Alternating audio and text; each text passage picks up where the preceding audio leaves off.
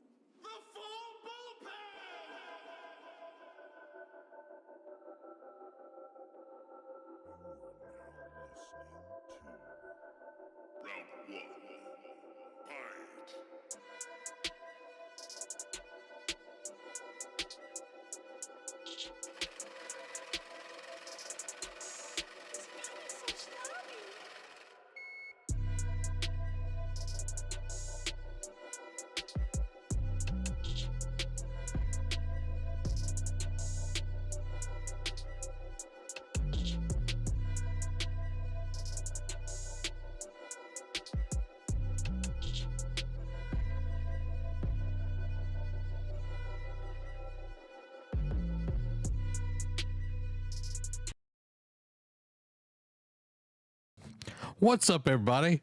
Hope you're doing well. Zach here with the NerdCave. It's Thursday, September 21st. Hope everyone's doing well. Howdy, howdy, howdy. Nate, welcome Marilyn, welcome Amy, welcome Joe, everybody else. If you haven't already, smack that like button. Do it right now. Right now. Guys, hope everyone's doing well. Derek is finishing up the dock. He's had a very, very busy day. I'll let him tell y'all a little bit more about that when he jumps on here in just a few minutes. But I didn't want to keep y'all waiting too much longer. I hope everyone has had a fantastic Thursday. It is, where did the music go? It should be there.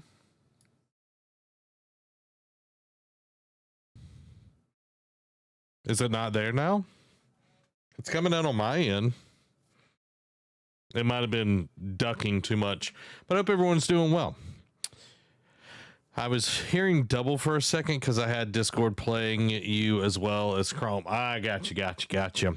Guys, it's going to be an awesome night. We're going to be talking about a lot of stuff. It is going to be a great show. I hope that you are ready for an awesome show. To kind of talk about next week, next Tuesday, we will be doing our community game night. So my thought is this, is we play some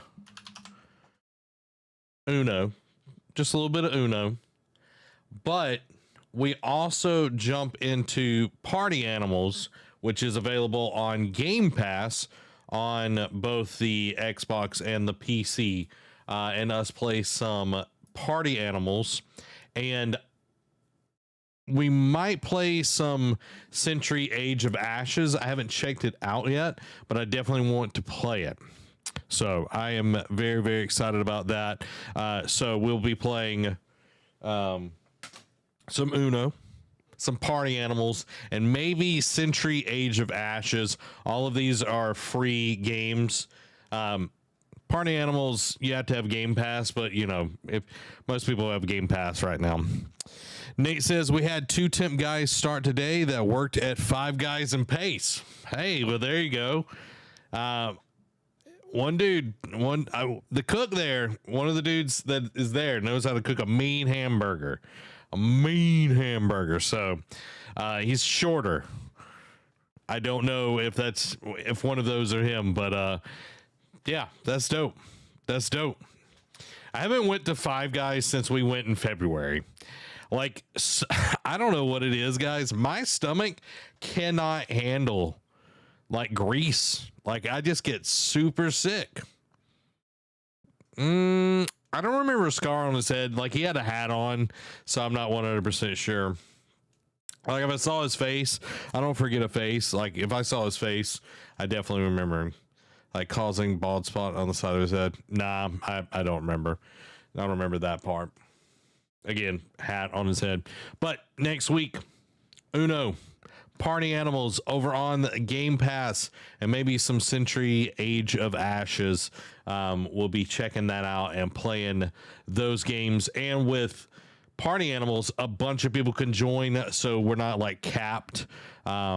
If you ever played Gang Beast, it's very similar to Gang Beast. It is very, very crazy, a lot of fun, and I think a lot of people will enjoy it. I've seen people play Payday 3 as well over on Game Pass, so we might try some Payday. I don't know. It looked pretty fun. Have a bunch of people like try to rob a bank. I don't know. Like with having like Game Pass opens up a lot of things, like to be able to like jump in and play. Their servers right now aren't doing that great because like everybody's trying to play and all of that. But I think they got them back up. They were down this afternoon and everything. As I live and breathe. Hello, sir. How are you? As I'm doing well, man. I'll get you on camera now. All right, boom. You're on. Boom. What's up, everybody? Welcome, buddy. Boom, boom, boom, boom, boom, boom. Now, Derek, you're late for a good reason. Not just because I was having to put the finishing touches on the dock, but like you said, there was a good reason. Yeah, not that you're just a scallywag. You know, not that I'm lazy. Not that you're lazy. You know, there were people in here throwing some serious shade. You know, I bet. Serious shade. Was Brandon? No, nobody was saying anything. I'm just messing with you. All right, I just turned Derek up. Let me know. So Derek, you're good. I got you on my end, bro. I got you on my end. So tell everybody what's going on, man. So there's a very good reason, and I texted you about this earlier because I was like, it was 4 o'clock when I even started making the doc, and I'm like, bro, I'm not going to probably have this ready. I'm probably going to be at the buzzer when I finish this doc, but there's a very good reason. And that reason, ladies and gentlemen, is I got an apartment in Montgomery. So. Oh, sorry. Hold on. There we go. So. That's exciting, bro. I know it's finally happening. It's surreal. You know, I took a week off for vacation, this week, and I was like, you know what? Let me do some serious apartment hunting because I looked around the store and everything was like $1,000, and I'm like, I'm a little rich in my blood. Maybe if I was an apartment manager, I'm just like, not my current position. But so I did some looking, and I found some. It's right outside going into Montgomery. Mm-hmm. Not going to say where, but I found like an affordable one. It's only like $535 a month. Dang, man. So I'm moving to Montgomery. Well, for a 1-bedroom, you know what I mean? One-bedroom apartment. So I called him up and I was like, hey, I called him up, what was it, the other day, and I was like, hey, I'd like to set up a tour. And like, oh, you can just come in anytime between 7 and 11 a.m. And just do one. We don't do like booking schedules. I'm like, oh, okay. So I come up there this morning, go up there, because I had 2 apartments I was looking at too that were like in the same area, owned by the same company. But I wanted to try this one first because it looked nicer. Yeah. Took a tour, real nice. Sliding glass door leading out to the patio. The kitchen is is nice. It's for one person it's spacious. She did mention that it was a new stove and a new refrigerator put in, and I was like, okay, that's dope. Yep. And I'll say the bedroom was nice, had a window looking out to the front yard, right by the office. Actually, it was a hop and a skip from where the office is, and inside of all the cameras in the surveillance area. So if anyone tries to do something, they got you.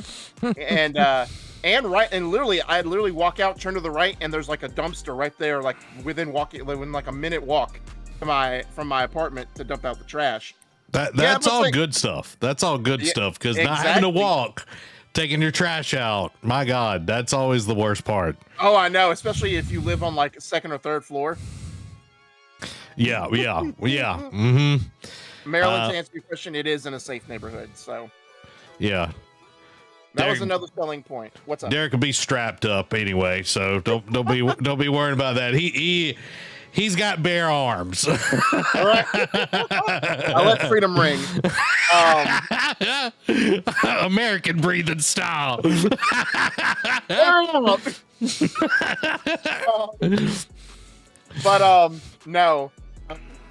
No microwave, which is fine. And like a bunch of the utilities is going to be reasonable. I have to go furniture hunting, but we did the tour, asked a few basic questions, because they have a community washer and dryer, which is actually nice. It takes coin, or you can do the tap to pay.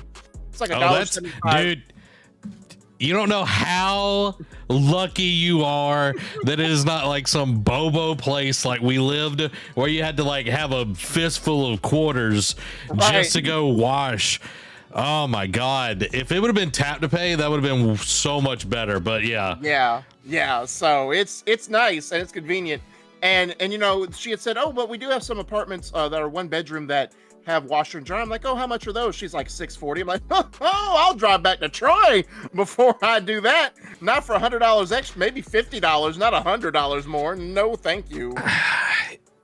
Yeah, like the amount of money that you're gonna spend on washing your clothes does add up, but the initial cost where it is extra on top of your rent and you have to buy a washer and dryer, those things aren't cheap. No, because we got a new dryer, gosh, it's been like 6-7 months ago, $700. Boom. And that was like the cheapest one you could get.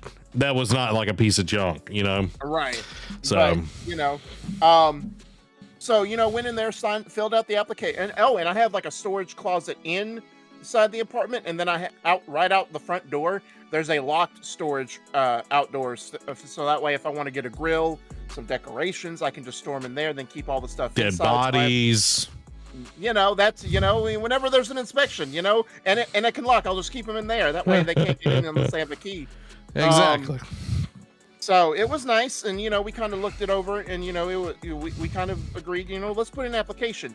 And she's like, okay. And I filled out most of the info, got her my, you know, driver's license. And she's like, oh, I'll need your social, not the number, like a copy of the card, and your pay stubs and your work info. And I'm like, okay, well, all that's back in Troy. And she's like, oh, you can just email me. That's fine. I'm like, okay. And she's like, it'll be 24 hours for the background check. And then we'll probably have you something, let you know something by Monday. I'm like, okay. So I have my timeline, drive back, email the social security card to her. Publix, like on the website, doesn't have a way to like you can copy and paste the link, but you still need to have password access, like my info, to log in and check it. So I'm like, that's not going to work. And there's not a way to like save it as an attachment. So I went up to so I said, hey, is it okay if I send it via fax? Because there was a fax number on her card.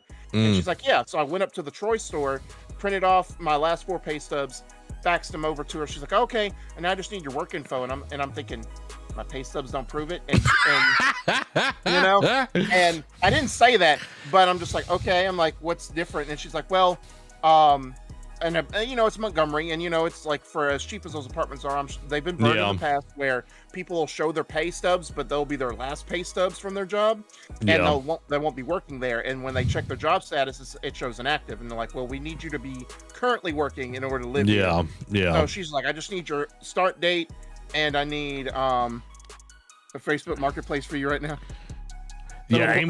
Amy's like hopped up on like wanting to help you get furniture.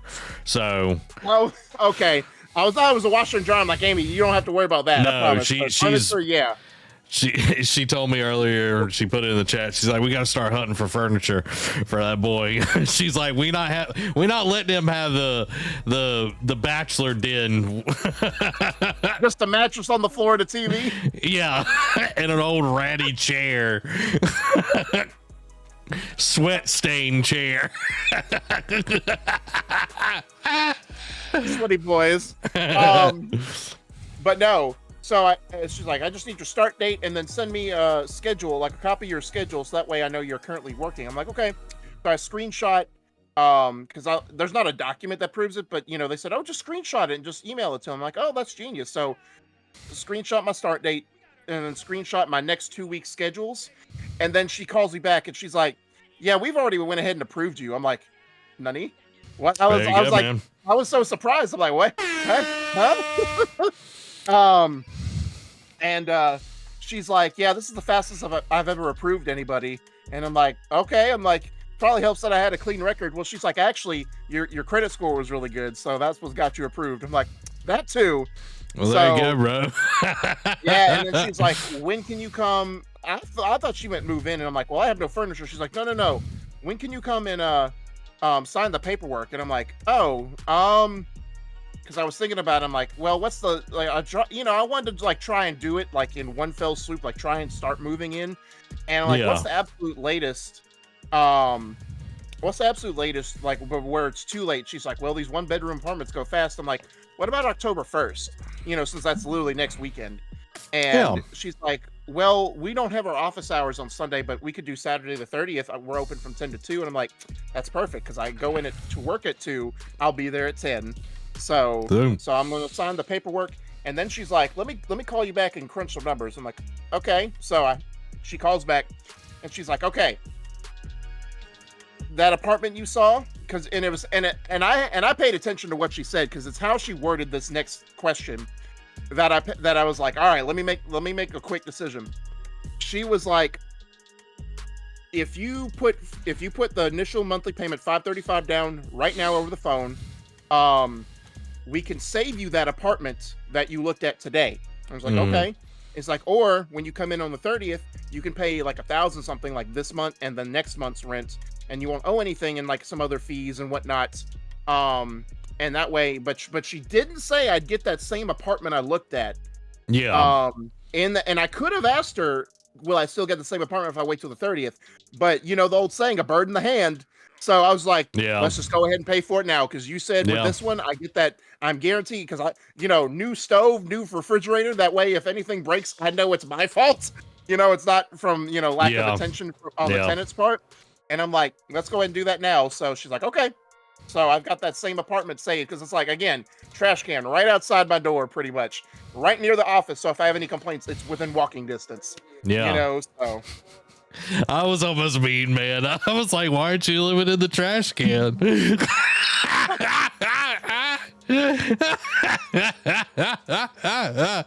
But I wasn't, Derek. I said I was almost mean. And then you held your tongue. Well, I'm happy for you guys. Put some 5s in the chat for Derek. I hope everyone is prayed up. I hope you know your good Lord and Savior Jesus Christ, because Derek moving out of Troy means the end of the world. All right. Yep. Derek moving These are the end times. These are the end times. If you couldn't see any other thing going on in the world, this, like, Nostradamus could not have predicted this. All right.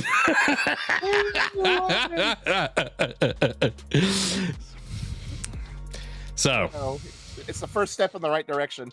First step in the right direction. One step closer to moving to the homeland. Moving down here to old Florida. Isn't that the opposite way? That means I have one extra step to take then, right? Well, you moved out of Troy. That's a huge step. That's a huge step. It's not a baby step like that terrible game. Exactly. You left GameStop. That was a big step there. That was a big step. And now you're moving up the corporate ladder. You're capitalist overlords. And now you're moving out of Troy. Mm-hmm. So the news is Derek got an apartment. Yep, in Montgomery. Don't get it twisted. So, and it's a 13-minute drive to work to my workplace instead of like a 45-minute drive, which is also huge. How many red lights are between where you live and where you work? Oh, you're asking the questions I know no answers to. If I had to guess, probably 3. Well, no, maybe 4. Maybe 4 is more like it. But I haven't really checked the route for sure. But I'm gonna guess 4. Okay. Because those stupid red lights are the thing that slows you down. That's true too. So that's what I was wondering. It was like, how many red lights are between you and the store and all of that. So, but yeah. So I'm excited for you, bro. I know. It'll be nice not to have to drive that 40 minutes. Faux show. Lord. Faux show. And not living in Podunk, Troy is also a bonus. Always. Oh, man. So we got an awesome show for everyone tonight. We're going to be talking about a lot of leaks, a lot of news, a lot of good stuff. to discuss tonight. So I hope everyone is ready and excited for that. If you haven't already, smack that like button so more people get to enjoy the show. More people get to see what we're doing here at the Nerd Cave each and every week. Real quick reminder, I said this at the beginning of the stream. Next Tuesday is our community game night, which means we're going to be playing games with our community, of course. So we're going to play some Uno. We're also going to play Party Animals, which is available on Game Pass, Ultimate and regular, I think. So you can play on Xbox and computer. So definitely get that downloaded, however way you're going to want to play it. It's going to be a ton of fun. If you play Gang Beast, it's very similar to that, but it's a lot of chaos and a lot of crazy fun. And we might check out Century Age of Ashes. So if you want to go ahead and get those games on your consoles or your PC, whatever you're going to play on, that way you are ready to go for the stream that is next Tuesday, guys. It's going to be great. Joe says, I'm going to be working on moving back to Indianapolis to be near my girl. I thought you moved to be near your girl. I'm corn-fused. Joe, I'm corn-fused. I'm corn-fused. Now, Derek. Other than like hunting for an apartment, have you played any games this week? So I did play some more Alan Wake Remastered. Not as much, with other things going on, even though I've been on vacation, I've had other things go on. His main thing being apartment hunting and watching One Piece. But I did play Alan Wake. I finished chapter 2 and I'm in the middle of chapter 3.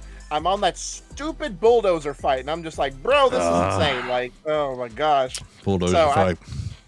I almost broke my controller because I died so many times. I'm like, let me pause this and come back to it later. Yeah, that brings back bad memories. Brings back bad core memories. Memory has been unlocked. Yeah. Whew. Yeah. Yeah, I played Starfield on stream Tuesday. Really? Okay. Yeah, like it went well. All xCloud, okay. Dude. Right on my Mac laptop. Had no issues. But yeah, I started a new character. Guess who I made this time? It's from anime. Oh, okay. What anime is it from? It's a more modern anime that I like. So My Hero Academia? Yes. Did you create All Might? I did create All Might.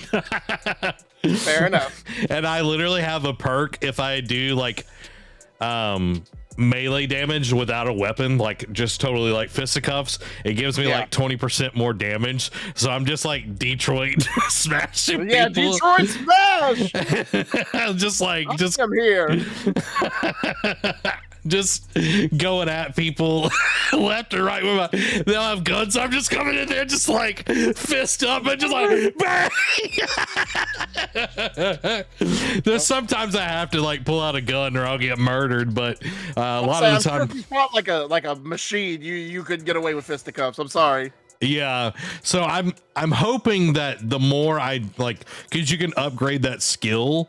I feel like once I upgrade it, it's going to be hilarious. If I had mods where I would make him just like All Might, where it's just like knocking people like halfway across the map, that would be superb.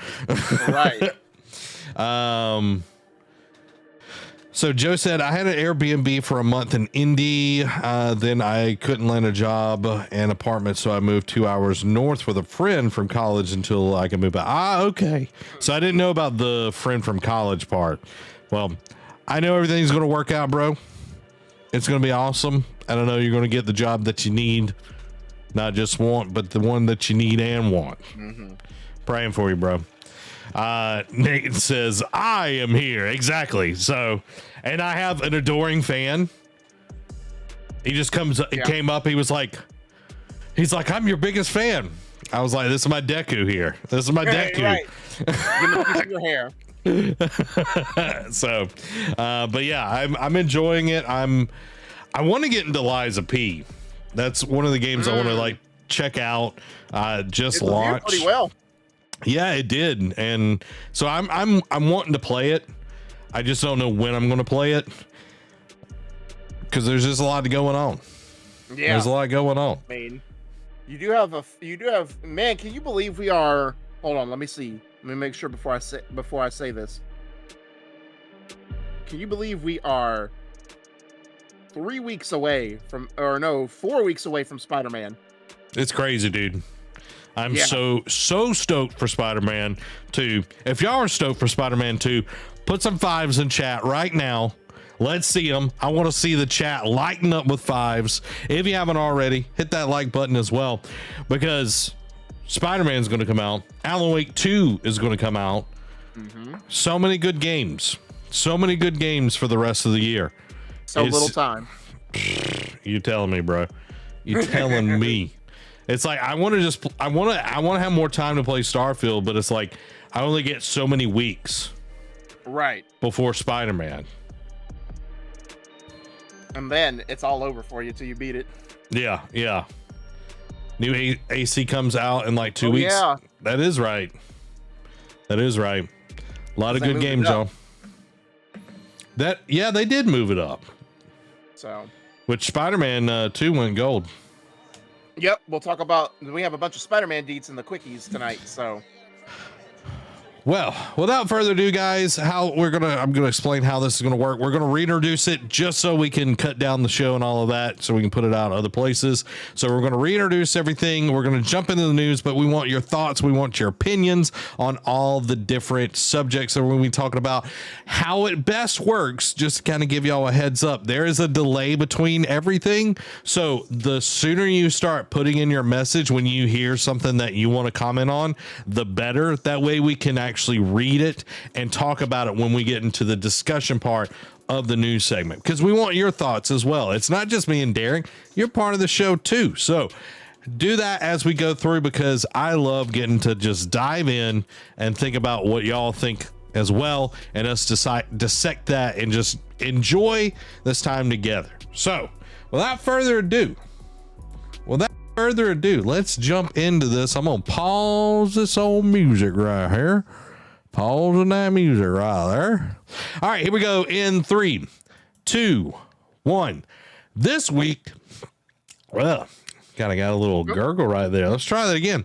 This week, Xbox and Bethesda try to catch water in a colander. Division 3 is announced, and so much more, because this is the NerdCave News, and I am one of your hosts, Zach Dykes, joined along with Once Upon a Full Moon. In a land shrouded in darkness, there rules an evil king with an ice-cold heart. He and his horde of ghost riders roam the enchanted forest, hunting magical creatures. With each captured being the evil king grows in power on his throne of tyranny. He is none other than Tony Fisterhers. Feinsterhers. Feinsterhers. King Feinsterhers. There you go. Bow, bow, bow. Amy, I was like, Amy, how do I say this name? And she's like, said it like 4 or 5 times. I'm like, well, we'll just do it live. We'll just do it live. But this would be King Darkheart. Yeah, King Darkheart. Welcome to the show. Now, King Darkheart, where would you put this on the list of names? I do like, the whole like evil background, my minions running about, hunting magical creatures, and especially King Darkheart, like with an ice cold heart, so it is up there. However, I don't think it is strong enough to crack this top 5, because we've got Galrinth, Bringer of Death, Thorod Ragason, the Warrior King, Talolokan, the Sun God, Combat Master Vexar Skirata, Max Steelheart, Champion of the World. I don't think it's strong enough to beat any of those names. Yeah. But I will put it as my new number 9, right below Inspector Percival Ravenscroft. I like it. Now, it's German. Right. That's what Amy said. Now, I'm sure it sounds beautiful with someone that actually knows how to say it. Right. But we're going to go with King Darkheart because I can't. Feinstehers, I can say. Feinstehers. But yeah, I'm not good. Okay, Amy's coming in. She's gonna. It's Koenig Koenig? Feinsterherz. Koenig Feinsterherz. So that's how you say King it. Darkheart. King Darkheart. Guys, We're gonna this. spare Zach. Yeah, we know how this goes. We know how this goes. If I can't pronounce it, I'm gonna do like Harrison Ford and just. This episode of the NerdCave News is brought to you by the Epic Game Store, where you can go and support us by using creator code NerdCave at checkout. Doesn't matter if it's free or if you're buying V-Bucks or any of those things. It is a great way to support us, and it costs you nothing extra. They just take a little percentage and just knock it over to us. So use creator code NerdCave at checkout and support us. Absolutely free to you. And we're also brought to you by Coffee Brand Coffee and our wonderful patrons, but more about those later. Let's jump into this week's gaming discussion. Microsoft leaks. Xbox Phil Spencer considered acquiring Nintendo and WB Interactive at one point. So just for clarity here, there was a ton of leaks, like leaks left and right, and this was from the FTC versus Microsoft court case, and this was like in regards to what if they were able to acquire Activision Blizzard, that type of thing. There's a tons of stuff. You can go check out all this. This was just the highlights, because we don't want to have another 2+ hour show like we did last week. So Axios reporter Stephen Totillo posted on Twitter a leaked August 2020 email from Spencer to Chris Caposola and Takashi Numoto, executive vice presidents and chief marketing officers at Microsoft. In this email, Spencer discusses acquiring Nintendo, referring to its possibility as a, quote, career movement and a, quote, good move for both companies. He also says it's taking a long time for Nintendo to see that their future exists off of their own hardware, likely referring to Nintendo games becoming part of the Xbox ecosystem in this potential acquisition. However, Spencer also cast doubt on actually being able to acquire Nintendo, citing that the Japanese company is, quote, sitting on a big pile of cash. He also notes that without a stock buyout-related catalyst, he doesn't see an angle to a near-term mutually agreeable merger of Nintendo and Microsoft. He also doesn't think hostile action would be a good move, so Microsoft is, quote, playing the long game. In that same email, Spencer talks about potential acquisitions of ZeniMax Media, the company behind Bethesda, which Xbox did end up buying in 2021, and Warner Brothers Interactive, which is the publisher responsible for this year's Hogwarts Legacy and this week's Mortal Kombat 1. Confidentially, we have two fairly active M&A discussions in gaming right now, Spencer writes in this email, Warner Brothers Interactive and ZeniMax. I won't say WB or Zenny is Nintendo, but both are for sale and gettable by us if things align. Spencer then explains that the biggest obstacle with Warner Brothers Interactive is IP ownership, as even after the potential acquisition, Xbox wouldn't own any of the IP, which he says hurts long-term flexibility. He says the biggest obstacle with ZeniMax Media is valuation expectations of founders, before noting that he thinks it's likely one or both of these happen, which will help us continue to double down on our gaming relevance. So, there's a lot of good stuff like that we'll get into later on, but this was a big one for me. Mm-hmm. Like, yeah, WB Interactive would be a good, a huge get, especially with how Hogwarts Legacy is doing and just the overall presence that Mortal Kombat brings, along with like other games under the WB license. But them getting Nintendo, because years ago, in an original court case when they went to war with Apple, that they were originally going to put Game Pass on Switch. And I think that was like originally, like if Spencer had his way, he was like, "Oh, let's put Game Pass on Switch as a will of good gesture, and if that works, why don't we just buy you guys? Why don't you just work a deal with us, or at least work a deal to bring a lot of your IP to Xbox?" So I think that's more huge than WB. Oh yeah, definitely. The story here is Nintendo, them wanting to buy Nintendo, because Xbox. I did some thinking, okay, on this subject essentially, and the reasons why I'm going to give you some reasons why Microsoft buying Nintendo is a good strategy. Right. expanding the game portfolio. Acquiring For Nintendo would give them so many differing properties that are very well established. Mario, Super Smash Brothers, Mario Kart, Zelda, Metroid, Splatoon. There's so many, Kirby. Yeah. All of these things are very well established. Donkey Kong. That would be a huge get for them, especially since Xbox has really struggled in that part of their library, is like games just coming out, and Nintendo has been knocking it out of the park. I mean, look at the direct that they just had last week. Look at the rest of this year and early next year. Yep. Market dominance. Like PlayStation is on top, but if Microsoft and Nintendo could pull together their resources, they would be able to knock PlayStation off the top. For sure. Without question. Easily. Exclusive titles, that kind of goes back with the portfolio. Synergy and technology, both of them have very interesting takes on what a gaming console can be, with Xbox really pushing, you can play anywhere. Nintendo is all about, guess what? Playing anywhere. So that would be a huge move for them. And then global reach. Microsoft has, for a very, very long time since they launched, struggled in the Japanese market. Correct. So this would be a great way to bolster Microsoft in that market that they struggle so much. And it would also open up more people in Japan actually buying their product, because it would be like, oh, they own Nintendo. Well, let me try out this. Let me try out Game Pass, whatever it may be. And then having a competitive advantage over anybody else. It's like you have both of these powerhouses working together, and it kind of goes back to what I already said, but they're both working to make gaming as good as it possibly can be. And this is, a few years old, but we did see ZeniMax get bought.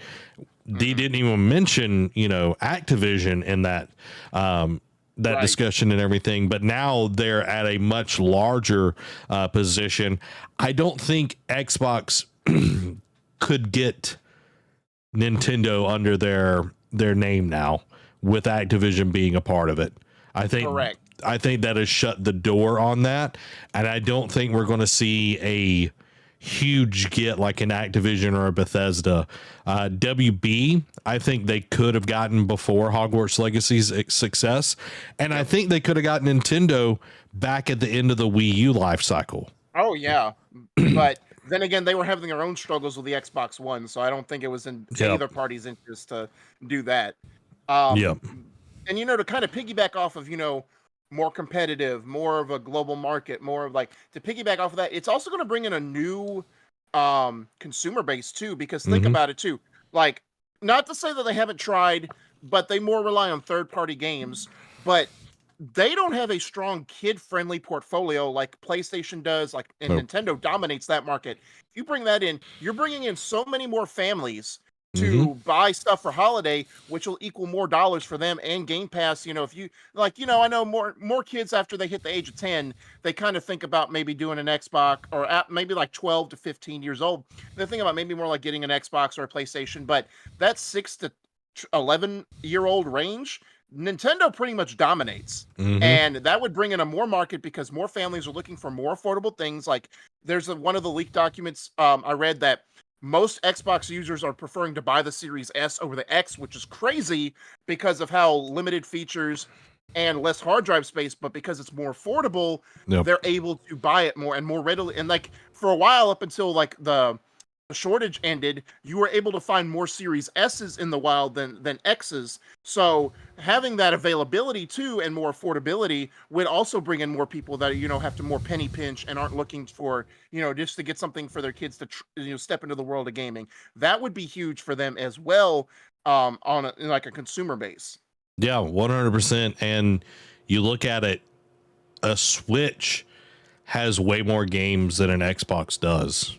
Correct. Xbox may have more games under Game Pass umbrella overall, but in terms of exclusivity, Nintendo beats them. Yeah, hands down. And with the Switch Lite, that's even less expensive than the Xbox Series S. So very, very interesting. I don't want to bog us down too much in that because we've got more Microsoft news. Yep. Second one is court docs reveal Microsoft is planning a Series X refresh with a new controller in 2024. The Xbox Series X refresh is known as Brooklyn, and most notably does not have a disk drive, much like Sony's digital PS5, which costs less than the disk drive version of the PS5. Microsoft's internal documents state Brooklyn will deliver 4K Gen 9 console gaming with more internal storage, faster Wi-Fi, reduced power, and a more immersive controller, and a beautiful redesign that elevates the all-digital experience of the Xbox ecosystem. Without a disk drive, Brooklyn drops the Xbox Series X's rectangular shape in favor of a cylindrical one. According to the internal document, it will come out with a 2 terabyte storage for games, a USB-C front port with power delivery, Wi-Fi 6E radio, improved Bluetooth capability, reduced power, a more efficient standby mode, and more. It will include Xbox's updated controller and cost $500, the same price as the launch day Series X. On that new controller, internal documents reveal Xbox calls it Sebile, or Sebile. According to the documents, it will feature haptic feedback, a feature in PlayStation's DualSense controllers, special haptics that double as speakers, an accelerometer, and quieter buttons and thumbsticks. Those thumbsticks will be modular with improved longevity and continued build improvements. Plus, a new lift to wake feature will seemingly let you let players pick up the controller to turn it on. Its battery will be rechargeable and swappable too. There's also Elwood, which is the Xbox Series S refresh planned for next year if internal documents are anything to go by. It will cost $300, feature 1 terabyte of internal storage, better Wi-Fi and Bluetooth, the new Sebile controller, better power efficiency, and more. The document says Elwood will deliver Gen 9 console gaming with more internal storage, faster Wi-Fi, reduced power, and more immersive controller for the same affordable price. Microsoft just launched a 1 terabyte Series S this month, but it's black and doesn't feature some of the improvements planned for Elwood. So we've seen this, and it's about halfway because, the next one talks about their next console for 2028. We all talk about, if it follows the same plan, 2028, 2020, or 2027, 2028 will be the proposed launch of the next consoles, which is crazy to think about. But, it's about middle of the way. 2024 is middle of the way for a console refresh. It's usually about when we've gotten it since the PS3 360 days. And the price is right on point too, because for people who forgot, when the Xbox One PS4 launched, they were $400 and $500 respectively. Then, when they came out with the Xbox One X and PlayStation 4 Pro, it was pretty much full circle where the Pro was $400 and the One X was $500, and the other versions were made cheaper, more affordable type things. Yeah. So that $500 price point would just be the same model that they followed for the Xbox One launch. What does this do for you most? Because for me, the 2 terabytes of storage and the digital speak more to me because game downloads are getting crazy. Spoilers for PlayStation Quickies, Final Fantasy VII Rebirth is going to be 150 flipping gigs. And I remember I was watching Kind of Funny, and was it Snowbike Mike? Yeah, I think it was Snowbike Mike. He said he downloaded the new NBA 2K, 170 gigabytes, and it's like, my lord. 1 terabyte doesn't even do it anymore. No, yeah, and even when you said 2 terabytes for this new one, I'm like, is that even enough? I mean, that's fair. Enough? But it's at least more than 1 terabyte. True. For me, I like that they're bringing in a new controller that has haptic feedback. Correct. The only gripe about haptic feedback is my hands do get more tired playing with that controller. I feel like it's a little bit heavier than a PlayStation 4 controller, and it's having all that vibrations. My hands do get more tired. They get fatigued, if you will. Right. But, it does fall in line with kind of the trend that we've seen over the last few generations. And I'm glad that they're not just leaving the Series S, to just kind of dwindle, that they're doing a refresh with it as well. I think, this is kind of par for the course. They're wanting to keep up with what technology has developed, this, will be a cheaper console for them to make as well. When you really think about it, it's like when they do these refreshes, they usually have a little bit more power, like the PS4 Pro, definitely more powerful than the PS4. Right. But it's usually a little bit cheaper for them to make because they've found different components, different things that they can put in there that is cheaper. And we're also not going through COVID. So it's going to be a lot cheaper for factories to develop these than what they were doing with the originals and all of that. So, I like the picking up the controller. We'll turn the controller on. Yeah, that way it's not. Yeah, I thought that was really, really cool. Does your Xbox X controller Series X have batteries, or is it rechargeable as well? So it does. It did have batteries. I bought rechargeable batteries for it, but it does come with AA's. But I know since I think it was the Elite Series 2 had a built-in rechargeable battery, and I'm just like, why haven't y'all done this from the get-go? So this one having a built-in rechargeable battery will be nice. The longevity, like Xbox controllers, like longevity, yes, more with the rechargeable battery than batteries, but that was never a problem. It's PlayStation lately that can't seem to have a controller that lasts longer than 5 hours. It seems like. The two for the updated controller that speaks to me are like special haptics that double as speakers. I want to know what that, and then accelerometer. Like what will those look like, and what will those do? Yeah, I feel like some of that can be gimmicky, just like the touchpad is a gimmick on the PlayStation 4. That actually can move around and all of that. Like I've never been a fan of that kind of stuff. Right. So if it's done well and more than one game actually uses those features, like it'll be cool. But if it's like, it's, the one Microsoft owned company that, does something with this new feature and then that's it, like no third parties like take into consideration or do anything with it, then it's kind of, it's like the Vita, that back touchpad, only like PlayStation, like actual developers did really anything with that back touchpad. Correct. So, it is what it is. Microsoft, Murdoch says Microsoft's on the move since like a year now. Yeah, Microsoft's been on the move for a few years now because it was like 2020. Yeah. When the whole Bethesda thing started kicking off, right? Or was it 2020? Yeah, it was the same day or the same week that pre-orders for the Series X and S opened, that they dropped that bombshell that's like, oh yeah, by the way, we're buying Bethesda. And it's like, what? Yeah. That wasn't planned at all either.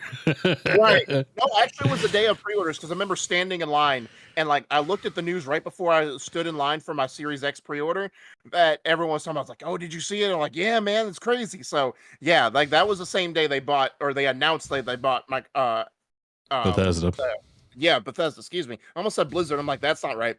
They did buy them. Well, yeah, they did buy them, just not that same day. Yeah. One thing I forgot to mention here at the end with the refresh, The Verge reports that Microsoft is tentatively planning to launch the refreshed Series S in September of next year, and with the refreshed Series X launching in November. So, start saving now. Yeah, very interesting. Some more Microsoft news. Leaked Microsoft docs indicate Xbox is planning next-gen hybrid console for 2028. Why don't we talk about refreshes when we could talk about the next consoles we're working on? This document stops short of revealing what the console is, what it could be called, and what it might look like one day. However, it reveals some key details about its architecture and how Xbox views it as a hybrid game platform that uses the cloud.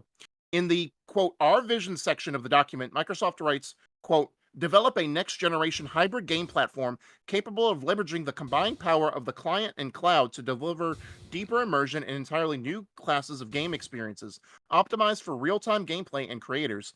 We will enable new levels of performance beyond the capabilities of the client hardware alone. The document also lists key strategic decisions and investments related to CPU, GPU, graphics innovation, and more.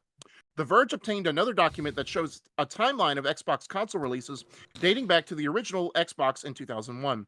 The timeline has next-gen listed for 2028 with notes like cloud hybrid games and immersive games and app platform. Another document indicates hardware design would begin in 2024, with dev kits arriving in 2027 before the launch in 2028. Head to The Verge for more in-depth details on that and more. So obviously very vague because they don't want anything getting out. That's I don't want. Obviously, Microsoft couldn't. We'll talk about Phil Spencer's response here at the end of this section. But obviously, they didn't plan for all these leaks to get out. But it's glad that not the entire sausage wasn't shown how it was made, because Sony would lick their chops and like, we've got plenty of time to rearrange and plan for this. So. So it's not, they didn't show their hand, and they weren't stupid enough to put it all in that document. But it is the hybrid cloud gaming is the biggest part here, because like, what will that look like? Because they've already got cloud gaming like on phones, on tablets, anything you can pretty much connect an Xbox controller to. So what more could they be doing with this hybrid console thing? Like, are they planning to do some type of Switch comparison, or like Switch clone, or is it more like, hey, we're going to make it more innovative and easier for you to play cloud games on the go? Because like with remote play, right? Now you play more with cloud gaming than I do, so stop me if I'm wrong. Because I know with PlayStation, you could pick up and go where you left your game off of. Like, you could pause your game if you need to go somewhere, pick it right back up. I'm assuming Xbox can do that same thing now, or no? Yeah, like you can, whatever save you have or whatever, like it starts right there. It will sync the data across like wherever you're playing, which was nice. Even like a few years ago, like I'd play on my Xbox and then I'd jump on my PC and be able to play Gears of War 5 right then and there, same place, everything. So it's definitely the same. I think it's not going to necessarily be like a Switch clone or whatever you want to say. I think it's going to harness where like you have the system, it's not disc based, like you have to download it or whatever, but it's going to be where the console will do a certain portion of the processing and the cloud will do another set of it. That way they're not necessarily locked into just the hardware that is on that piece of device, where they can continue to push further.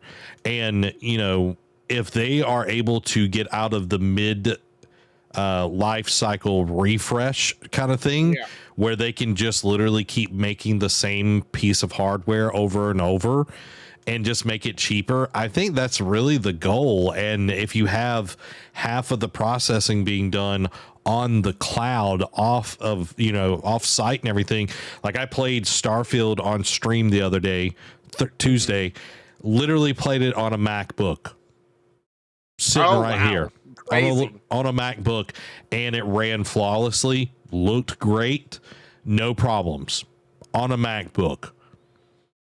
That's crazy. I'm surprised your MacBook didn't melt trying to run all that. No, I was playing it in Chrome. Oh, in Chrome. Okay, got you. Like a little Chrome browser. That was literally how it was all being processed, was through Chrome. So I think they've definitely got a leg up here with xCloud and everything. I think they've definitely put in the blood, sweat, and tears, and I know it's costing them more, but I think in the future you're going to see xCloud become a huge part of why Microsoft is being successful compared to what PlayStation is doing with remote play. I like remote play. I think it does a really good job as well. But it's totally different. Like, you have to have a PlayStation 5 to be able to play the games, or you have to have a PlayStation 4 wherever you're using remote play. It's not the same thing. And I think Xbox is setting themselves up to do something really great here. And Nate says it as well. xCloud has improved. Like, it was a few years ago, I was playing 12 minutes on xCloud, however long ago that was when it first came out. And it was not... It was okay. Like, it was like, okay, I'm getting to play this on my phone or whatever, but it was kind of, and I played Hades that way as well. And it was like, okay, I can see where they're going. But now, like, I'm literally able to play like on my phone Starfield, or on my Mac Starfield, and it looks just as good as the Xbox would. So I think that's super cool. Amy said it's super impressive being able to play like that.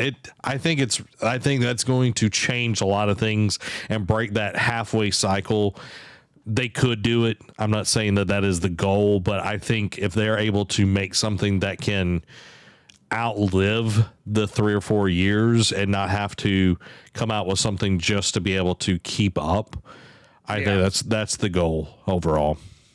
And you know, to piggyback off of what you said, you know, it costs them money because we talked about it months ago.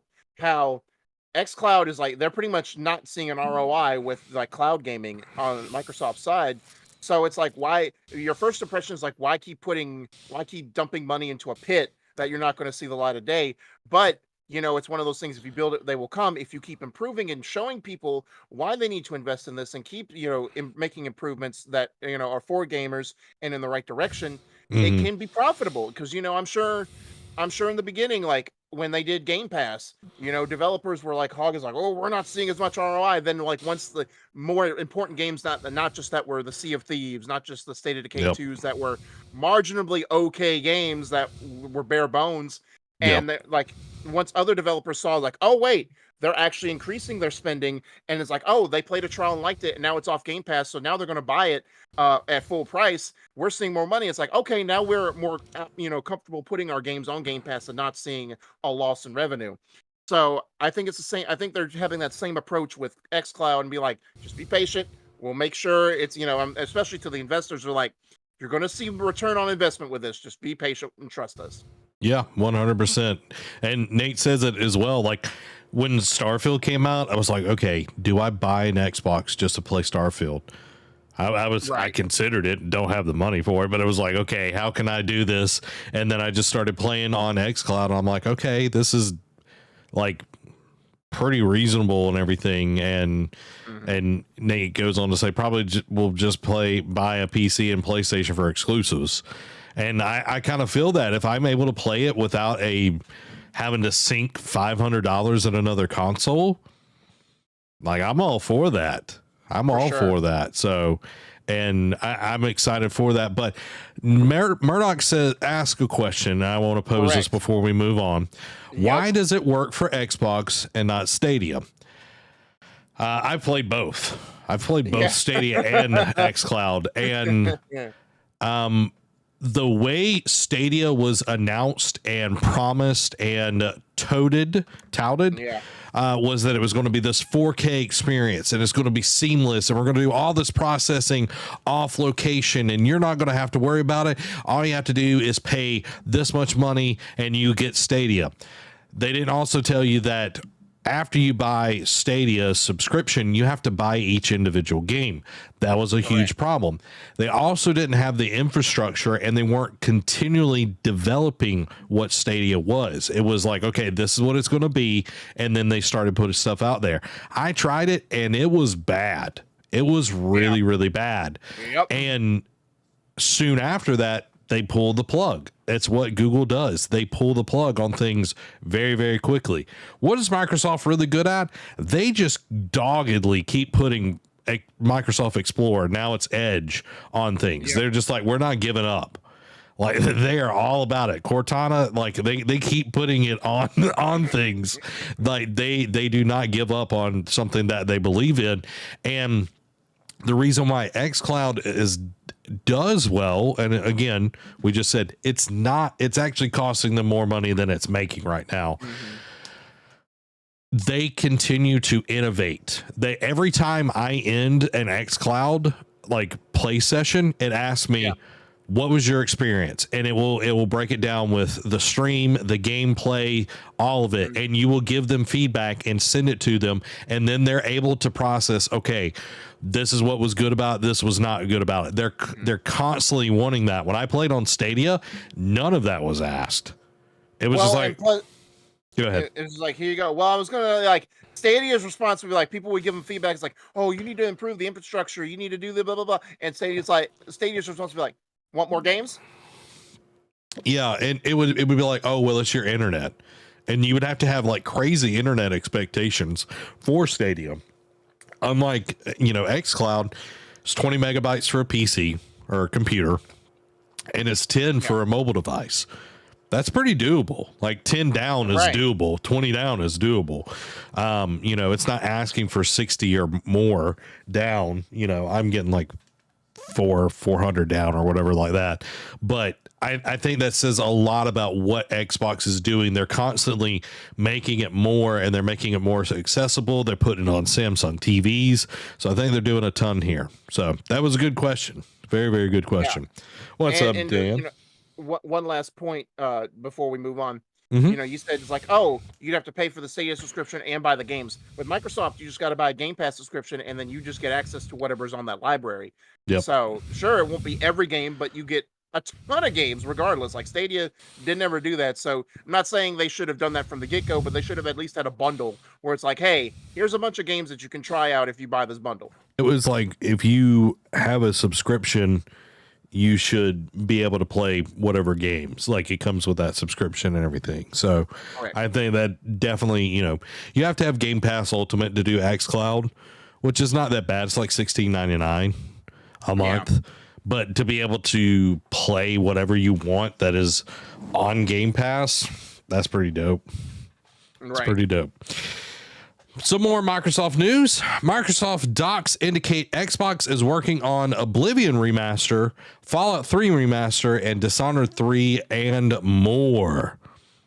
More specifically, a ZeniMax management forecast document details plans for various games, including the aforementioned remasters of Fallout 3 and Oblivion, alongside a potential sequel to 2022's Ghostwire Tokyo, and a third installment in Arcane's Dishonored series. As you can see, this document mentions other games we know about, like Machine Games' Indiana Jones Project. It'd be nice to finally get some other things out and back and everything. So hopefully we'll get that. It would be nice. And it's nice to see Arcane like kind of going back to what they're known for. You know, it's some people don't stay with what they're known for, but other people stay with it for a very long time. So hopefully we'll get more of the good stuff and less of the bad. You know, one can only hope. Yeah, and I like to Ghostwire Tokyo. Like, I know it's not a game for us, but I know it did have some people that really enjoyed it.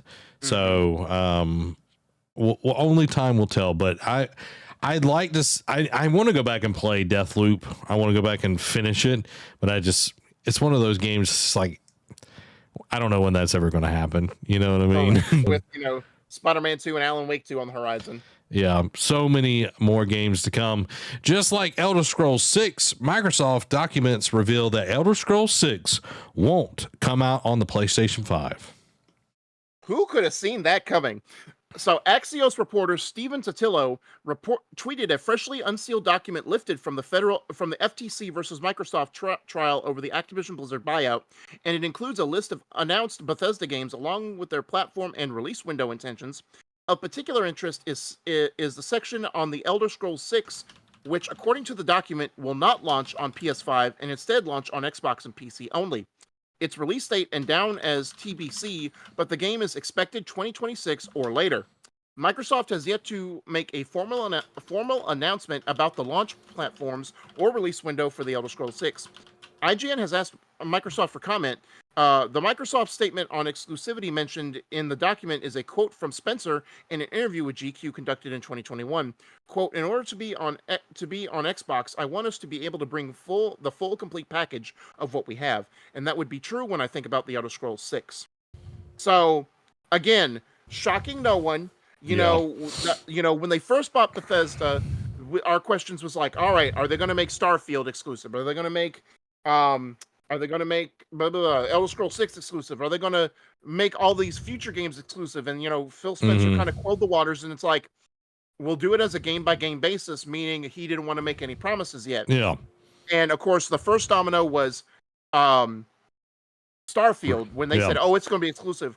When we saw that, everyone in the games industry was like, it's pretty much clear now that Elder Scrolls 6 will probably be exclusive as well. So this is par for the course. It's not really a shocker. Not even the 2026 release date or later is a shocker, because as we reported on a few weeks ago, you know, they just now started production on Elder Scrolls 6 now that they were wrapping up with Starfield. So that is pretty much on par. Like, I don't even think 2026 will be a thing. It's like, you mean to tell me in 3 years we'll see a reveal of ES6? I doubt it. No. But What like does this surprise you at all? Like, or is this pretty much like what we expected from this at this point? No, like once Starfield was confirmed that it would be just, Xbox, Microsoft, it was like, all right, this is how it's going to be moving forward. We're not going to get other games, especially after how Sony handled the Ghostwire Tokyo and Deathloop Yes. stuff. Releases. Yeah, like where like the year was coming up and then they gave it away on PlayStation Plus and all of that. Right. And how they fought them tooth and nail for the Activision Blizzard stuff. Microsoft is not, they're done playing nice. Like they'll be nice, but it doesn't make any sense why they would do. And especially like just not even that. Let's go back to like during this whole FTC trial, old Jaw Jack and Jim Ryan, he was like, I don't care about, your what you have to offer us. I just want to block your merger. This is Phil Spencer getting his clap back and being like, you know what? You want to play hardball? You're not getting Elder Scrolls. Like, how much money you made with Skyrim, people buying Skyrim on your console? You won't get that now. It's coming to Xbox and PC. Yeah, exactly. For me, it's like, okay, if the one thing that really made Elder Scrolls like Skyrim janky was that it was put on so many consoles at launch.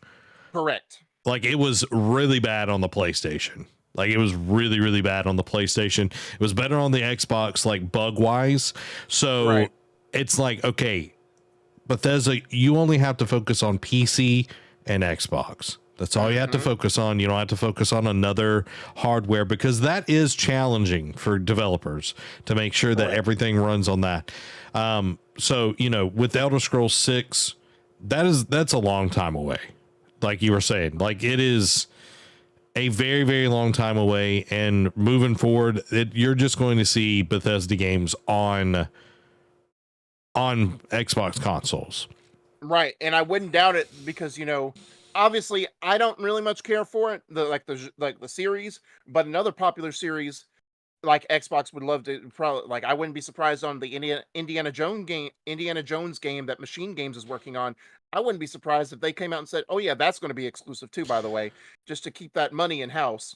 Yeah, the only way I can see that not being like exclusive is if they have like something in their agreement for the property that it has to be more widely, available and everything. So I could see that being the only like caveat, but you look at like Spider-Man or Wolverine, that's exclusive for a console. So I don't see why that wouldn't necessarily be exclusive as well for Xbox.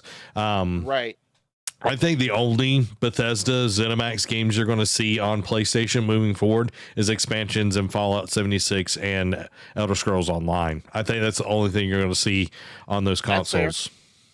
That's very fair. Is Elder Scrolls 6 online? I mean, not. Yeah, so online, Elder Scrolls Online is a multi-plat because it came out like years ago. Okay, I just wanted to make sure. Now it's Fallout 76. I want to. Fallout 76 is as well. Okay, just wanted to make sure I wasn't spouting off craziness. And of course by the time it does come out, another console after the Switch 2 will probably be out. But how much of a gut punch or like just a very much like like clapback Phil Spencer could do if it's like, hey, by the way, we'll release Elder Scrolls 6 on another platform, the Switch 2, or whatever the sequel is to the Switch. And it's like, bro, like Jim Ryan would be frothing at the mouth. Yeah, like Phil doesn't seem to me, he doesn't seem to me to be that kind of pettiness.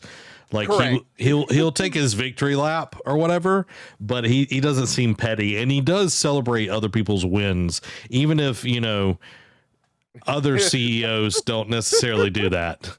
I don't know who you could be talking about. I don't know either. But speaking of Phil Spencer addresses massive Xbox leak in a new statement. So early this morning, various Xbox and Microsoft documents leaked online, emails and development plans, internal details, and more. It's how we learned Xbox head Phil Spencer considered acquiring Nintendo and Warner Brothers.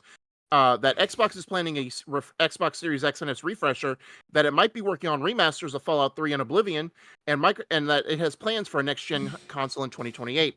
The leaks were quite extensive, and after some online confusion, we learned via Bloomberg that Microsoft accidentally provided federal courts with confidential and not redacted documents. Following news of these leaks, Spencer has now addressed what's happened with a brief statement on Twitter.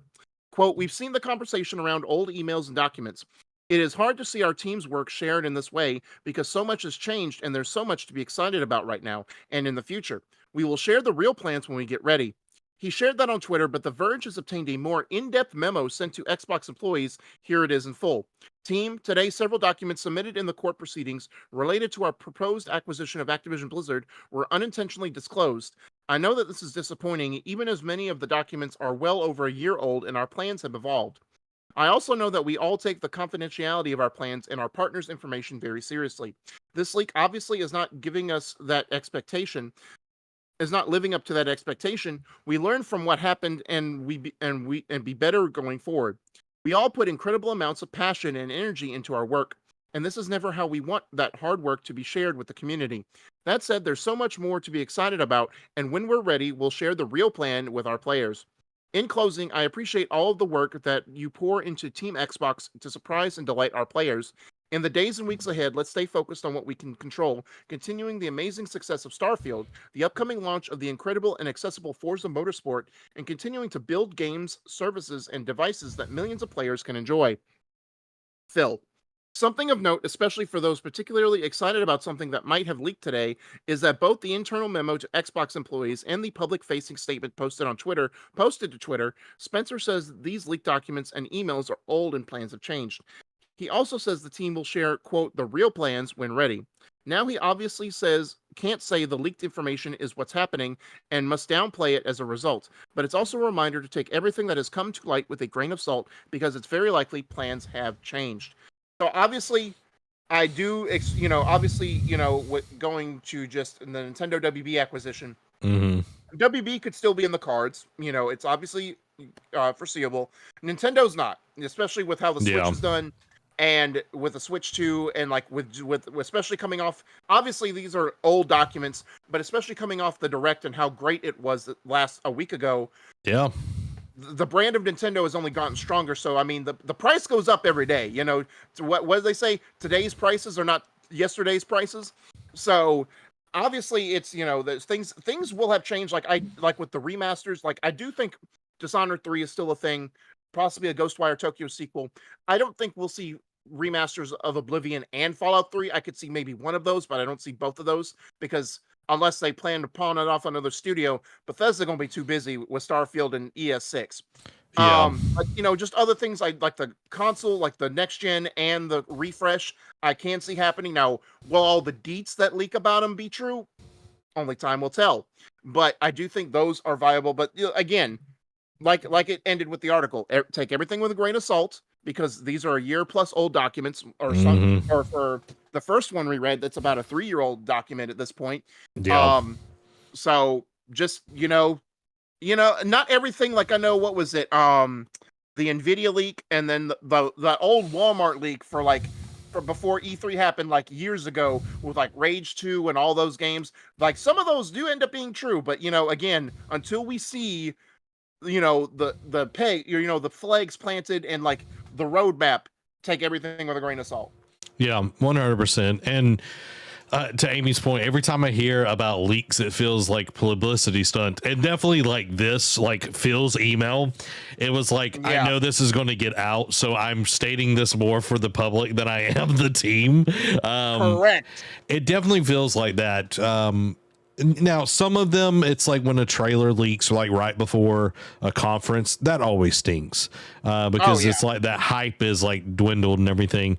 But I do feel like some of this was publicity, some of it wasn't.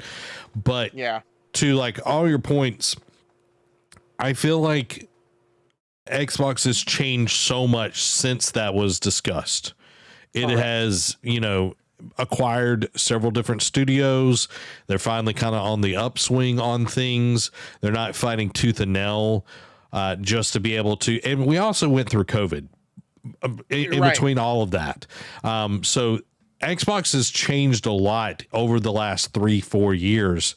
And I think, we've got a bright future in gaming on all of these things. I think Xbox is definitely continuing to right the ship.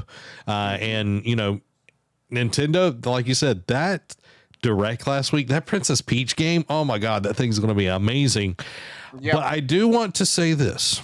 If they do a remaster of Fallout 3 and a remaster of, what was the other one? Oblivion. I know the perfect studio for this that they just bought. Vicarious Visions. Bring them out of the Blizzard. Because I'm like, it can't be Blue Point, so who is he talking about? I'm like, oh wait, they did do the Crash and Spiral remasters. Yeah. Actually make Vicarious Visions back into a studio instead of what Activision did to them and like shove them into making stupid Call of Duty games. That would be my hopes and dreams, but only time will tell. But that is a lot of Xbox news, guys. I hope that you enjoyed that. We are going to jump into some more stuff, but we want your thoughts. We want your opinions. Are you excited for what Xbox is doing? Let us know down in the comments and the chat.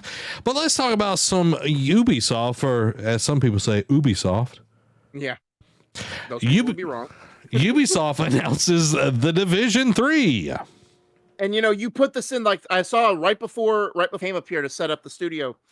I saw literally you put that in like your tagline. And I'm like, what? Like, it was breaking news to me. And I went and checked IGN, and sure enough, right there, one of the front articles was like, what? Like, I didn't think this would happen. Like, just let me read this. The Swedish studio currently working on Star Wars Outlaws and Avatar: Frontiers of Pandora, man, they busy, is the original developer of The Division 1 and 2. Ubisoft said Massive is currently building a team for the third game in the series. Star Wars Outlaws director Julian Garrity has become executive producer for the Division franchise, which has nearly 40 million players across all titles. Garrity will now oversee all the Division games and products, including the Division 3. Quote, this announcement represents Ubisoft's dedication to the longevity of the brand. In his new role, Julian will drive the many interdependent production elements of the Division brand in a unified direction. This includes development oversight, operations, and creative vision together with the world who are currently developing the Division Resurgence. The Division Heartland guarantees, quote, ensure the game meets the intended creative vision and provides a great experience for play. Excuse me. There are only a few games that I can genuinely away the first time I saw them, and The Division is one of them. I was immediately hooked, like so many others who are part of our devoted player community. It's a privilege and an honor to be able to continue to build incredible and unforgettable experiences in this amazing world with the most talented teams around the world, and I can't wait for what's, in sense of purposes, a promotion for him over the Division brand. Like, yes, we got Heartland, which I forgot the Resurgence was a thing, and I'm sure they're continuing to do updates for the Division 2. But this is huge because I was enthralled with the Division 1, like just the setting, like. Even at first I was like, oh man, this is just another MMO, like, syncing up with a squad of people. Like, no, you own a player and you have the option to team up with other players. The rest of it is just you by yourself. I'm like, oh, so I can play this and at my own leisure and just like explore instead of having to be on other people's timelines. This is great. And then Division 2 came out and it just improved a lot of like the gameplay mechanics and like the enemy types of the Division 1. And I'm like, man, this is fantastic. Like keep going. And then they came out with the DLC, and it kind of felt like, especially after the earnings report they had where they reamed Yves Guillemot, it's like, man, Division 2 is not selling as well as Division 1. Why do you keep doing this before a new console launch? Like, you quit being an idiot. And I kind of put me down for, it's like, man, I don't think we're going to get a third entry into the game. Then I see this, and I'm like, bro, there is hope. They do believe in this. Ubisoft may be on the up and up, or at least trying to be on the up and up. But this is great news. Like, what does this do anything for you, Zach? I'm excited to see that the Division is getting another swing at it. We're with this team developing so many games. I'm not sure when this is going to actually come out. That was the other thing, because I'm like, man, Massive is busy. Like, because I knew they were doing Outlaws, but I forgot they were also doing Frontiers of Pandora. And I'm like, bro, when are they going to have time? Yeah, so I'm wondering, it's like, of course, like the Ubisoft teams tend to be very, very large. So, Correct. like, I feel like we could definitely see something coming out sooner than later. But I feel like this is probably a next gen game, not a current gen. Correct. So, Because of two things. One, right? Because one, there have because right now the timeline is Frontiers of Pandora is out December, and then Outlaws is due out. I don't remember if it has a release date. I want to say March is what but I know early 2024 is the planned release date for it. So it's going to be within a few months of each other, biting delays, because Ubisoft loves yeah, to delay their games, mostly for good reason, but they love delays. So providing that those will be out of the way, so they're in the final swing for at least Frontiers of Pandora, then be in the final swing for Outlaws. And then the other thing, which is in the opening paragraph, Massive is currently building a team for the third game in the series. So they're not even in production stages. They are right now hiring people and gathering people up together to even form a team to work on this game. So yeah. for that, I do agree.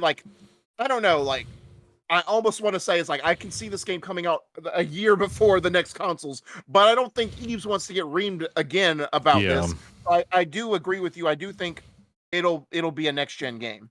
Yeah, and if it's a launch game, I think that would be perfect. Having something that is big at the launch of a console cycle is always nice, because it always feels a little sparse from everybody. It's just like, we're getting this out there, we're trying to figure this out and everything, and it's usually a lot of promises, a lot of under-delivers. So hopefully we'll get to see something bigger from them, and I think that would be a really, really cool way to get in there. Now I don't know if he's still in the chat. Hold on. And no, he is. So I'm going to say this because Murdoch's in the chat. What do you think will happen first? Will Division 3 come out first, or will Skull and Bones come out first? I think we get a hobbled version of Skull and Bones before we get this. Like, the Singapore government. Yeah, I think Singapore's literally holding the ransom at this point. But yeah, I think we get Skull and Bones, but it's going to be a poultry kind of version of it all. So, yeah. Yeah.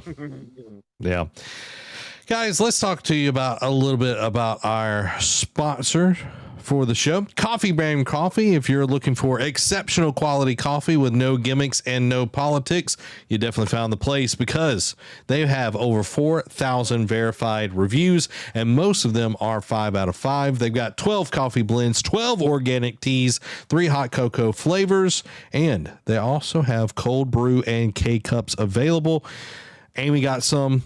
She's been loving the chai tea. She's got the medium roast blend as well on the coffee. She got the K-Cups, and she likes them a lot. She's always talking about the chai tea and everything. So if you're looking for freshness guaranteed, try Coffee Brand Coffee, because what's cool about it is when you order, they roast the beans right then and there. It's not already pre-packaged, so everything is roasted to order. So definitely check them out and elevate your coffee experience with Coffee Brand Coffee. You can use code NerdCave at checkout, or the link in the description, to get 5% off of your order. Now, Derek, it's time for the PlayStation Quickies. Yep. Nothing super important, so I figured let's just do quickies this week, but we got a lot of them. So first off, Bungie is reportedly using Unreal Engine for its new IP codenamed Gummy Bears. Oh, Bungie. All right. Square Enix, a lot of Square Enix news, mostly Final Fantasy VII Rebirth, so strap in. Square Enix reveals Final Fantasy 16 sales were, quote, in line with our expectations. Following that, Final Fantasy VII Remake sales top 7 million copies worldwide. Now to the Rebirth news. Rebirth will feature Sephiroth as a playable character. It will be exclusive to PS5 for at least 3 months. It won't let you use your your Final Fantasy VII Remake save to keep your level and abilities. Boo, but I get it. Rebirth offers nearly 100 hours of gameplay. It will be 150 gigabytes, but there's no disc swapping, because we talked about last week, it'll be 2 discs. So it's interesting. It looks like one will just be an install disc, and the second one will be the playable disc. I don't want to call malarkey on the at least 3 months thing, but I don't want. I would take it with a grain of salt because it put on the packaging for remake that it would be exclusive to X date, and it still is not on Xbox consoles. So now maybe they mean PC. I don't know. But, I think it's PC. Right, and well, even then, what do you think is more likely? Like, if they're doing a shorter exclusivity window with Rebirth to finally put out Remake and Rebirth on other consoles, or do you think they're waiting for the third entry in this series and they'll just release the entire trilogy on Xbox? Well, I know Phil Spencer had a big to do about Final Fantasy 14 with Xbox and everything recently. So it could be where we are going to get Final Fantasy 7 Remake and Rebirth after that 3 months. But I don't know. I feel like some of it is marketing speak. It's that FOMO kind of stuff. Right. I'm not 100% sure on it, but I would like to see Xbox players to be able to enjoy the game. And since they're doing a version where you get both of them, I think it would be a perfect time for that to happen. And then that way you kind of get everybody aligned, and then you do the same thing with the third one where it's, 3 months or whatever afterwards. And then everybody has it, but it could just be PC. So I don't 100% know, but only time will tell. Skull and Bones. What about it? I know we had a ton of issues. No hobble. Oh, it will have hobble. It will have hobble. Guys, thank y'all for staying with us through all of the bitrate craziness. And the quick hits, the Patreon quick hits, are brought to you by our wonderful patrons. Become part of the crew by going over to patreon.com/nerdking, the best place for you to go. See what level fits you the best. And is its target.